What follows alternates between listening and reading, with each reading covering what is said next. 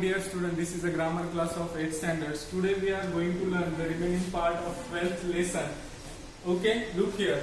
In last period we learned that what is meant by the clause and sentence. Today we are going to learn the clauses are two types. Okay, in last period we also learned that clauses. Then today we are going to learn what is meant by the dependent clause and what is meant by the independent clause.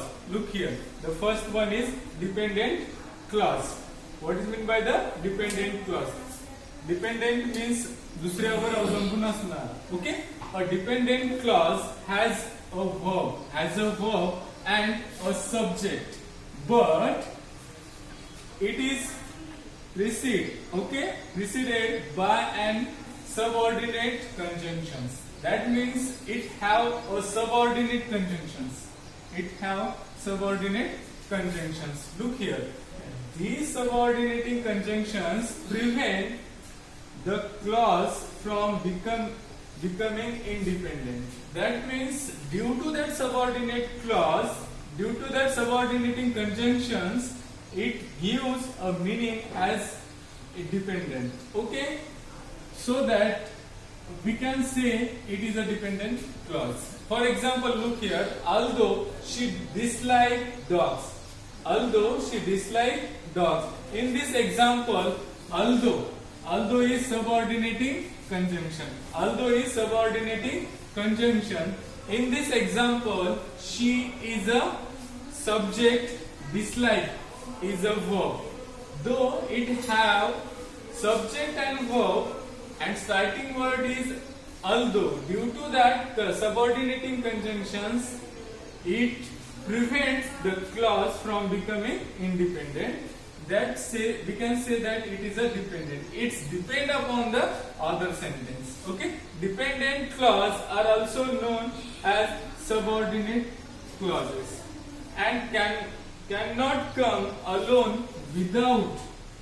Remember this, cannot come alone without an independent clause. That means this clause, dependent clause, come always with independent clause. Remember this. Okay? The next one is independent clause. An independent clause has a verb and a subject. Independent clause also has a verb and a subject and has no subordinating conjunctions. Remember this.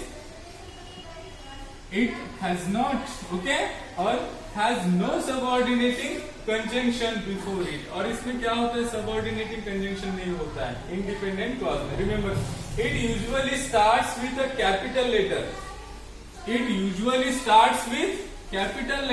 And ends with full stops. Remember this, independent clause always starts with capital letter and ends with full stop. Exclamation mark or question mark. Remember this. At the end of that sentence, it may be a full stop, exclamation mark, or a question mark. That sentence. Okay. Independent clause is also called sentence. Remember this. And dependent clause also we can say that subordinate clause. This is difference between dependent clause and independent clause. Now look here. Here are some example or one example. It is not right to learn anybody a person of low character. Remember this. It is not right to term anybody a person of low character.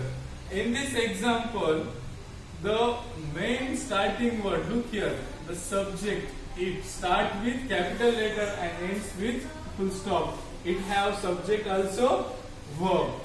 Okay? In this way, we can learn the independent clause. म्हणजे independent clause असा स्वतंत्र वाक्य असतं, त्याला आपण sentence म्हणू शकतो, ज्याची सुरुवात कॅपिटल लेटरने होते आणि शेवट हा फुल स्टॉप किंवा उद्गारवाचक चिन्हाने किंवा प्रश्नार्थक चिन्हाने किंवा मार्कने होतो. लक्षात राहील. Now look here is one question given below is jumble phrases. आता खाली काय दिलेले? जम्बल फ्रेजेस दिलेले, क्लॉजेस दिलेले and sentence. Given below is a jumble of phrases, clauses and sentences. Sort them out. Sort them out. That means we want to separate. We want to separate like this. Okay, phrases, then sentence, and then clauses. We want to sort them out and place them in appropriate columns. Okay, we want to make 3 columns.